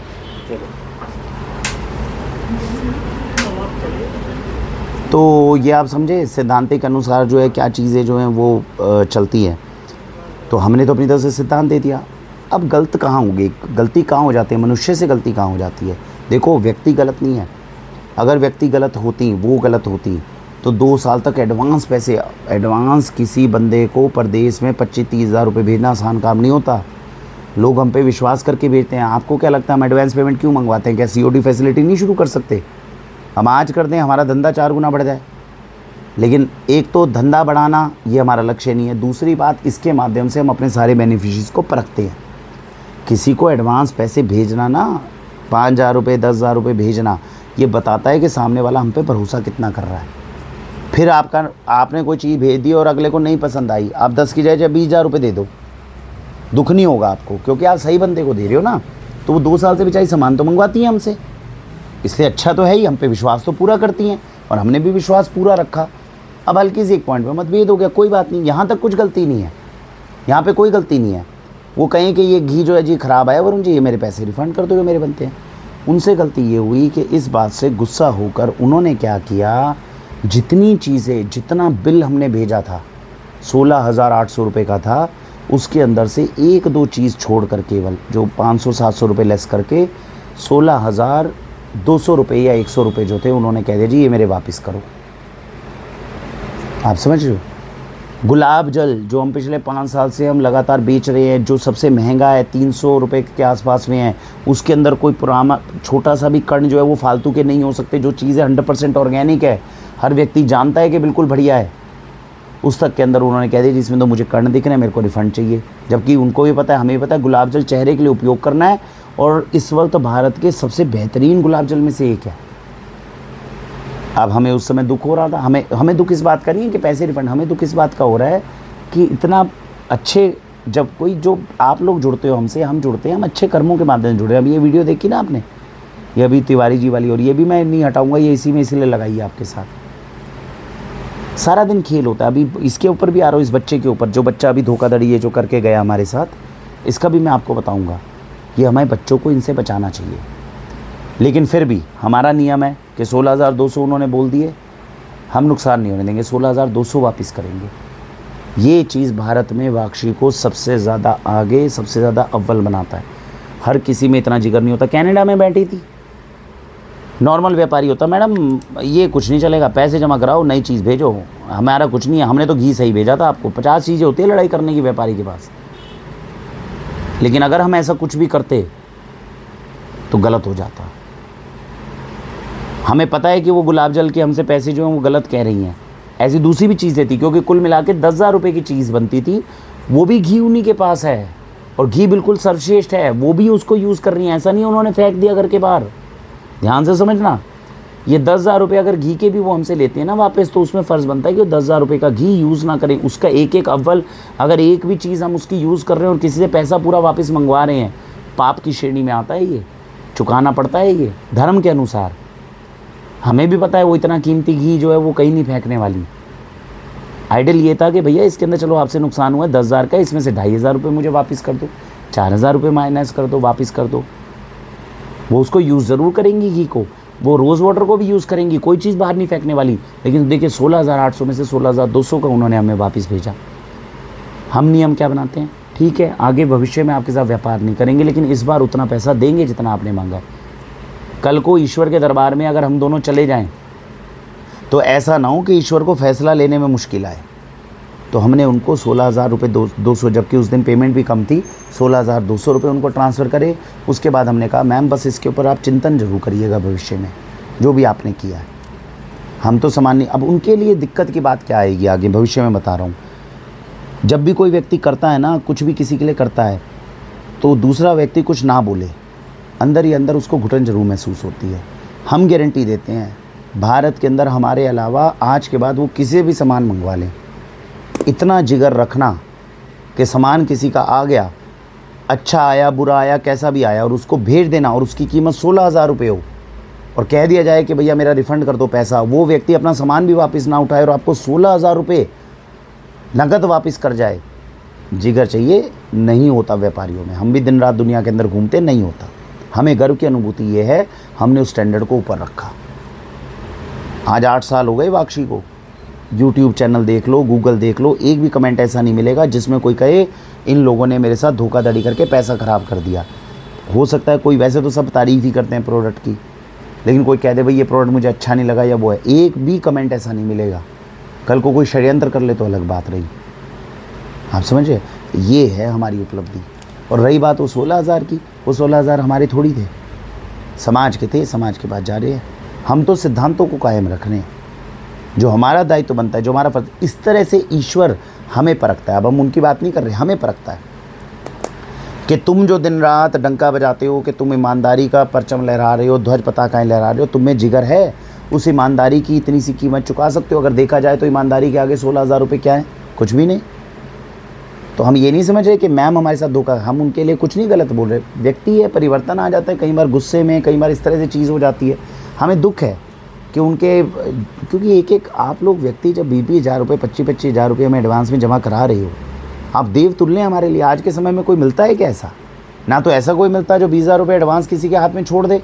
ये प्राइम बेनिफिशियरी 50,000 रुपये एडवांस डाल के, एक कस्टमर है बेचारा 50,000 रुपये पिछले साल एडवांस डाले थे, अब भूल गया, उसको अगली जनवरी में जाके याद है, अरे यार तुम्हें 50,000 डाले थे यार, याद नहीं रहे। मैंने कहा जी बताओ जी क्या आदेश है? कह रहे यार वो वापस कर दो यार, अभी मेरे को तंगी चल रही है। मैंने कहा लो जी वापस ले लो। उसमें नियम होता है 5,000 रुपये अगर आप इस तरह वापस लोगे तो हम काट कर फिर कर देंगे। 50,000 में 5,000 काट के 45,000 हमने वापस करें पूरे उनके। नहीं करती दुनिया, तभी तो ट्रस्ट की कमी है, तभी तो धर्म की कमी है। हमने जो आपसे कमिटमेंट करी है हम करेंगे पूरा, नुकसान होता कोई नहीं, और ईश्वर बचा भी लेता है। वो हमने एक कमिटमेंट करी थी, आप टेस्टिंग कराओ, जो टेस्टिंग आप कराओगे उसमें आधा पैसा हम देंगे, आधा आप दोगे, हैं।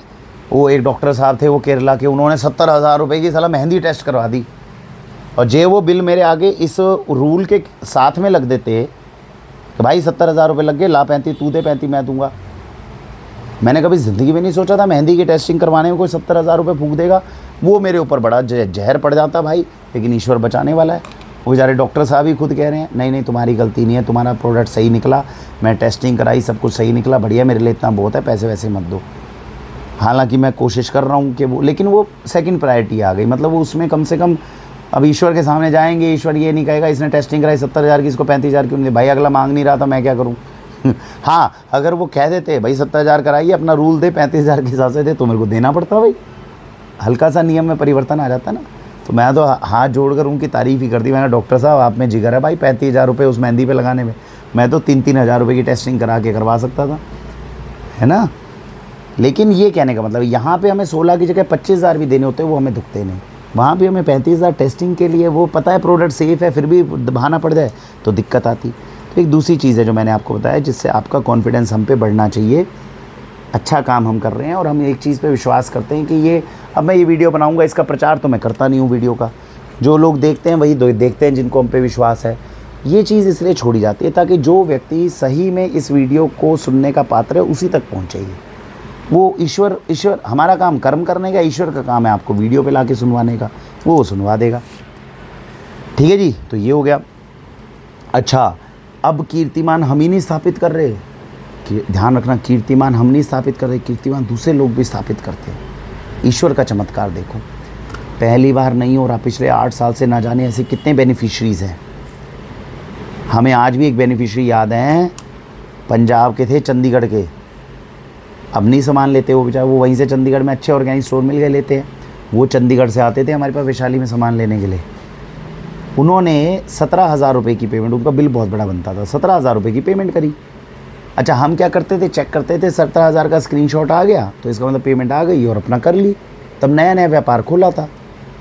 तो उन्होंने हमें फ़ोन किया, उन्होंने कहा वरुण यार मैंने तुझे 5-10 दिन बाद किया कि यार मैंने जो तुझे 17,000 किए थे तूने चेक करे तेरे अकाउंट में आए कि नहीं आए?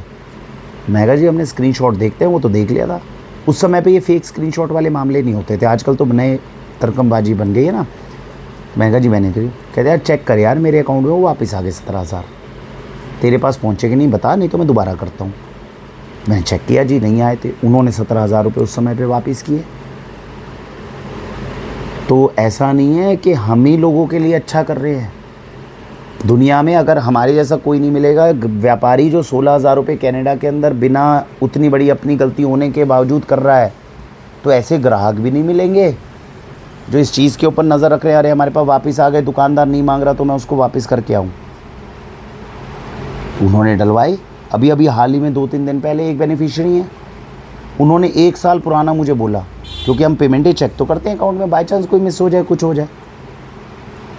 तो उन्होंने बोला कि वरुण जी 3,500 रुपये एक साल पहले की स्टेटमेंट में चेक कर रहा था, तो मेरे यहाँ से गए और मेरे यहाँ वापस आ गए, आपके यहाँ नहीं हुए ट्रांसफ़र, जबकि स्क्रीनशॉट में सक्सेसफुल दिखाता है। तो मैंने कहा जी उस समय पे बाई चांस, क्योंकि बच्चे आते रहते हैं जाते रहते हैं, कोई बाई चांस नहीं कर पाए हो, अब तो हम बैंक से कंफर्म करते हैं बाकायदा पेमेंट, तब उसको अप्रूव करते हैं, लेकिन वो छूट गई होगी। तो 3,500 रुपये 1 साल पुरानी उनको क्या पड़ी थी भाई बोलने की, वो बोले हैं, और बोलने के बाद में उन्होंने मन में विचार बनाया होगा, कुछ अच्छाई आई होगी तभी तो बोली है। हालांकि अभी उन्होंने रिमाइंडर नहीं दिया हमें, हम भी पैसे मांगेंगे नहीं, पैसा मैटर नहीं कर रहा ना हमारे लिए। अगलों का मन करा, अगलों ने हमें संपर्क किया, हमने उन्हें सूचना भेज दी कि नहीं सर हमारे पास नहीं आए, कर देंगे तो अच्छा, नहीं करेंगे तो अच्छा। तो जब नारायण चला रहे हो ना, तब ये चीज़ें हमारे हाथ में मैटर नहीं करती, तब तो ऊपर वाले ने देखना है सब कुछ, है कि नहीं। कोर्ट के अंदर जब जज बैठा हो तो वकील आपस में फैसला थोड़ी करेंगे, फैसला तो जज करेगा ना। आपका काम तो अपने केस को अच्छे से रखने का है, उसमें त्रुटि ना मिले, वो दायित्व हमें निभाना है। तो ये चीज़ है जो मैं आपको आज बताना चाह रहा था। अब आखिरी चीज़ बताता हूँ आज की वीडियो में। ये जो बच्चा जिसके ऊपर आप अभी डिबेट देख रहे हो, ये बच्चा हमारे साथ 4 साल से था। इनके पिताजी जो थे वो गलत कामों में पड़ गए थे, उल्टे सीधी चीज़ों में लग गए। माँ बहुत अच्छे संस्कारों की थी, 2-3 बहनें हैं इसी भाई की जो हमारे यहाँ जॉब करता था, और बचपन से उच्च कोटि के संस्कार माँ ने इसे दिए भी। अब धीरे धीरे जब 17-18 साल का था हमारे पास आया, अच्छा खासा मतलब बढ़िया बच्चा था। हमने भी हमारे साथ जुड़ के अच्छाई से ईमानदारी से काम करना सिखाया, और जितने उच्च कोटि के बातें थी वो इसको सब कुछ समझाई भी। अच्छे से काम कर रहा था, बहुत ईमानदारी से। हमारे यहाँ पे अकेला व्यक्ति है जो 3-3.5 साल तक काम करता रहा और ईमानदारी के ऊपर एक बार भी कोई नंबर नहीं कटा। हमारे यहाँ नंबर कटते हैं गलती करने पे, तो इसका नंबर नहीं कटा ऑनेस्टी के केस में। सोचो कितनी ईमानदारी और कितनी मेहनत से इस बच्चे ने काम किया होगा। अब मैं आपको बता रहा हूँ कि जब पतन होता है तो पतन किसी एक बुराई के कारण होने लग जाएगा, पता नहीं चलेगा। अब वो बच्चा एक ऐसे कीचड़ की तरफ आगे बढ़ गया जहाँ से निकालना बड़ा मुश्किल है। पुराने कर्म और संस्कार उसके निकाल के लाएंगे तो निकाल के लाएंगे, हमारी सीमा होती है, मुझसे आगे नहीं बढ़ के उसकी मदद कर सकते। तो 3-4 साल पहले जब हमारे साथ जुड़ा, दिन रात मेहनत करता था, 12-12 घंटे हमारे बच्चे जितने हैं वो मेहनत करते हैं, ईमानदारी से काम करते हैं, तभी आपको हम पसंद आते हैं, तभी आप इतनी दूर से हमारे एक एक व्यक्ति का नाम जानते हो और हम बढ़ते जाते हैं। हमें सावधान रहना होता है नारायण की बनाई हुई माया से।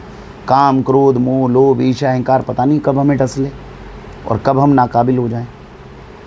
तो इससे हम एक दूसरे को आगाह करते रहते हैं सारा दिन।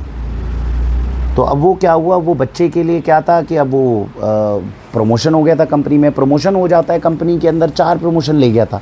सबसे कम उम्र का, सबसे तेज़ तरीके से आगे बढ़ने वाला बच्चा है वो हमारी दुकान का। अब जब प्रमोशन हो जाते हैं तो जाहिर सी बात है, आप जब पुराने हो गए हो, 4 साल पुराने कंपनी में, तो अब हर चीज़ के ऊपर तो हम टोकेंगे नहीं, कहाँ आ रहे हो, कहाँ जा रहे हो, क्यों छुट्टी मार रहे हो, ये सब कर रहे हो। हुआ ये कि उस बच्चे ने ऐसी संगति के अंदर लोगों के साथ में बैठना शुरू कर दिया जो लोग अच्छे बड़े घरानों के परिवारों के थे। थार में घूमना है, इधर उधर पार्टी करने जाना है और ये सब कुछ, जबकि हम संस्कार पूरे दे रहे हैं, हम उसको बता रहे हैं कि कैसे आगे बढ़ना है, वो ध्यान भी रख रहा है। लेकिन मैं बता रहा हूँ ईश्वर की माया कैसे करती है। उस संगति का प्रभाव ऐसा पड़ा कि अब उस बच्चे के अंदर दुर्गुण आने शुरू हो गए। ये हमें अपने बच्चों को सिखाना चाहिए। मैंने वीडियो में स्टार्टिंग करी थी ना, 3 चीज़ें अपने बच्चों को बता दो। अगर आपके बच्चे ये 3 चीज़ें कर रहे हैं तो काम, क्रोध, मोह, लोभ, ईर्ष्या, अहंकार, ईश्वर की बनाया सारी माया से बच सकते हैं। नहीं तो इस माया की था नहीं है। ये माया अच्छे अच्छे रावण जैसे विद्वान को हिला सकती है, तो हम जैसे लोग तो है ही कौन, है ही कौन। 3 चीज़ें कौन सी हैं? अपने बच्चों को सिखाओ सारा दिन राम के नाम का जाप करना। मेरे छोटे छोटे बच्चे, मैं सारा दिन अपने टीवी के अंदर, कोई बॉलीवुड गाना नहीं चलता हमारे यहाँ, कोई बॉलीवुड की मूवी नहीं चलती, सारा दिन रामायण श्री कृष्णा, रामायण श्री कृष्णा, वो सारा दिन हम भजन गाते रहते हैं। वो सारा दिन मेरे घर में इसलिए मैं चलाता हूँ ताकि बच्चे जो है वो राम के नाम में राम में रहें।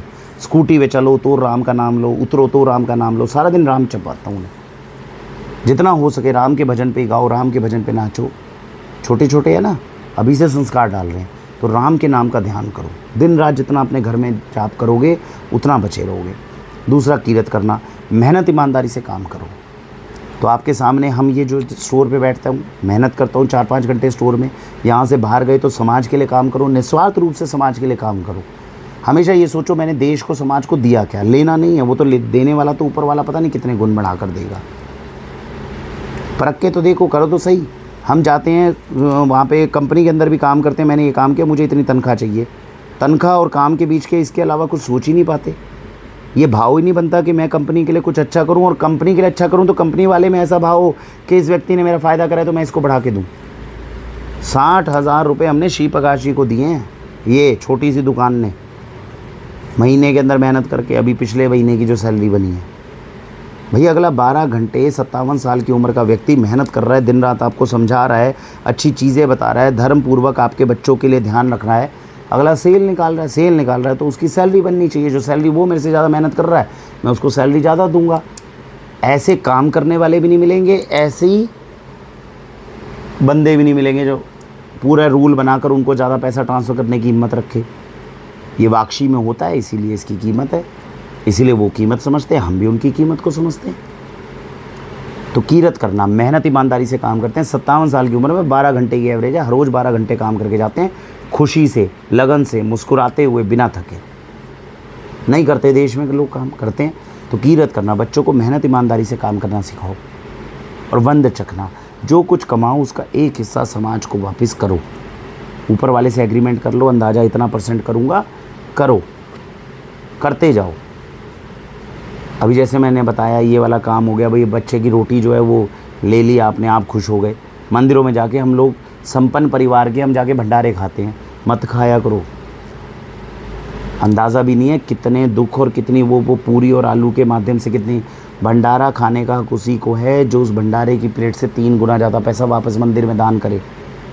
अगर कभी खाना भी पड़ जाए प्रसाद तो खा लिया, और उससे 3 गुना जितने की वो वैल्यू है 2-3 गुना जाके किसी गरीब को दो। ऐसे व्यक्ति को, ऐसे पशु पक्षियों को खिलाओ कि वो पैसा उतर जाए। अगर वो नहीं उतरा वो तुम्हारे ऊपर कई गुना चढ़ के आएगा वो पैसा।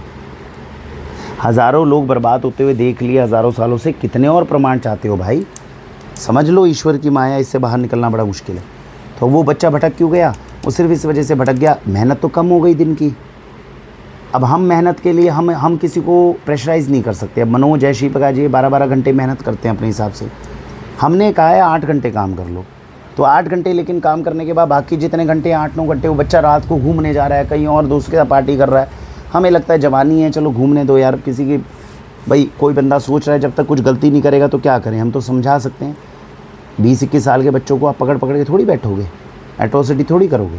तो समझाते थे, लेकिन समझाने की बात उसको समझ में नहीं आई, है ना। तो वहाँ से वो बच्चा जो है वो दूसरे संगति बिगड़ गई। तो इससे समझने का पैटर्न समझो। ईश्वर क्या करता है, पहले आपके मुख से अपना नाम हटवाता है। नाम वो बेचारा ले नहीं पा रहा था, धीरे धीरे घट गई ना संगति से। क्या हुआ, पहले प्रभु का नाम जपता था, हर मंगलवार हनुमान मंदिर में जाता था, हनुमान चालीसा का पाठ करता था। धीरे धीरे वो तो हटवाया गया मुँह से। फिर क्या है, कीरत करना, मेहनत ईमानदारी से काम करना। मेहनत कहाँ बची? 7-8 घंटे आके स्टोर में काम करता था, वो भी कंप्यूटर के आगे। मर्जी हो गई, ठीक है, दिन में जब कहे चले गए, जब आ गई। ये हमारी कंपनी के नियम है। हमने तो गूगल बना रखी है, हम किसी को फोर्स थोड़ी करते हैं, अपनी मर्जी से करते हैं। जितने घंटे काम करते उतने पैसे ले लो। सैलरी अगले को कम चाहिए थी, सैलरी अपनी घर में देनी उसने बंद कर दी थी, जिसमें उसकी माता और बहन की गलती है कि पता नहीं वहाँ पे क्या गलती है कि वो घर का जो बंदा हमारे यहाँ से 30-35 हज़ार रुपये कमा सकता है, वो 15-17 हज़ार रुपये कमा के घर में लेके जा रहा था, और माता और बहन कुछ नहीं बोल रही थी, या उसको प्रभाव नहीं पड़ रहा था। ये बात हो गई थी, गलत चीज़ आ गई थी। वन चखना, जो भी कमाता था उसका कोई अंश तो देता नहीं था किसी को। तो सारा जो दोस्तों का खाया हुआ पैसा है, समझ नहीं गए? दोस्तों के साथ जाओगे पार्टी करने और दोस्तों के साथ में पैसा खाओगे तो वापस खिलाना भी तो पड़ेगा। खिला इतना पाएगा नहीं क्योंकि खुद की सैलरी इतनी है नहीं। तो दूसरों का खाया हुआ पैसा अब वो पाप बनकर सर पे हावी हो गया। हमारी कंपनी को छोड़ के गए, और अभी आपने किस्सा देखा है जो कर रहे हैं। अब वो व्यक्ति जो ईमानदारी के जिसके कसीदे पड़े जाते थे हमारी कंपनी में, वो आज हमारे पड़ोसी को फेक स्क्रीनशॉट भेज रहा है कि मैंने तो तेरे को 1000 रुपये कर दिए। सामने वाले व्यक्ति के 5-7 हज़ार रुपये लेके गया, हमें पता है उसके नहीं दे पाएगा। और अब हमारे लिए नुकसान नहीं, उस बच्चे के लिए नुकसानदायक है, दुर्गति में जाएगा। अगर अब इसमें वापस कैसे आएगा? अगर पुराने संस्कार उसकी माँ के अंदर ताकत हुए, माँ बचा लेती है ऐसे केस में बच्चे को। अगर उसकी माँ ने जैसे ही देखेगी बच्चे का पतन हो रहा है, कुछ हो रहा है, या वो खुद ठोकर खा के आएगा, पुराने पूर्व कर्म के संस्कार अगर अच्छे हैं तो बच्चा हिलकर ठोकर खाकर वापस आएगा और फिर जीवन में दोबारा उस तरफ नहीं जाएगा। लेकिन अगर पुराने अर्जित किए हुए कर्म और संस्कार उनकी माताजी के और उसके अच्छे नहीं हैं तो बच्चा वापस नहीं आ पाएगा। हमें उम्मीद है कि पुराने संस्कार अच्छे हैं। ऐसे नहीं कोई 4 साल तक वाक्षी में रह लेता और उसके ऊपर ईमानदारी, अभी भटका हुआ है बच्चा, तो हमें उम्मीद है कि घूमकर वापस आ जाएगा। संस्कार पुराने अच्छे हैं ना, और माँ की तो इतना तपोबल रहता है, माँ बचा लेती है बच्चे को, ठीक है ना। तो इस तरीके से वो बच भी जाएगा। लेकिन मैं आपको बता रहा हूँ ईश्वर की माया कितनी प्रबल होती है, अच्छों का दिमाग घुमाती है, परीक्षाएं लेती है। अभी एक ऑटोबायोग्राफी में किस्सा है, वो मैंने आपको अभी इसलिए नहीं बताया बिकॉज़ वर्तमान में हम अभी कोई चीज़ बता दें, कोई सुन ले, उससे वर्तमान में रहने वाले किसी प्राणी के ऊपर संकट ना आए। नहीं तो ईश्वर ने हमारी पिछले 5-6 साल से, है ना, वो मीठे अंगूर दिखाता है, ऐसे परीक्षा ले रहा है ईश्वर हमारी। लेकिन यहीं पे नारायण है, तो नारायण यहाँ साथ में बैठे रहते हैं, कहते हैं बता देख बहुत मीठा रसीला अंगूर है, खाना है। तो मन कहता है नहीं खाना है, कहते खा ले, कहते नहीं खाना है। देख ले खा ले, अधर्म है, खा लेगा तो मज़ा तो आ जाएगा। मैंने कहा मज़ा तो आ जाएगा, बाद में लंका लगेगी भाई, नहीं खाना। तो हम ना करते रहते, हमें पता है हमने अंगूर खाया तो बाजू में बैठा है कि नहीं। उसको तो एक बहाना चाहिए कि देखो तुमने क्या कर दिया। वो लालच देगा, नारायण तुम्हें लालच देगा, काम, क्रोध, मोह, लोभ, ईर्ष्या, अहंकार। और जो उसके प्रिय हैं, अर्जुन की भी तो परीक्षा लेते हैं ना। तो अर्जुन से परीक्षा लेते हुए पूछा नहीं क्या, दुर्योधन भी आया, अर्जुन भी आया, बताओ तुम्हें नारायणी सेना चाहिए कि तुम्हें मैं चाहिए, है ना। और पहला मौका किसको दिया, अर्जुन को ही दिया।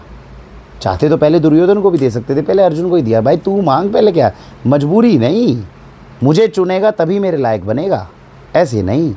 तो अर्जुन ने क्या कहा, केशव सेना तो हमारे पास भी बहुत है, उनके पास भी बहुत है, अस्त्र तो मेरे पास भी बहुत है, उनके पास भी बहुत है, नारायण उनके पास नहीं है, मुझे नारायण चाहिए। इतना तो आपको हिम्मत करनी पड़ेगी। तो वो हमें सारा दिन अंगूर दिखाता है। आपको मैं बता नहीं सकता प्रलोभन कितने बड़े बड़े आते हैं हमारे पास, लेकिन नारायण है ना, वो बता देता है कि भाई देख ले ये चाहिए कि नारायण चाहिए, भाई नारायण चाहिए, बैठ जा आराम से। तो छोटी सी दुकान और अपार सुख का भंडार। ठीक है जी, भारत वंदे मातरम।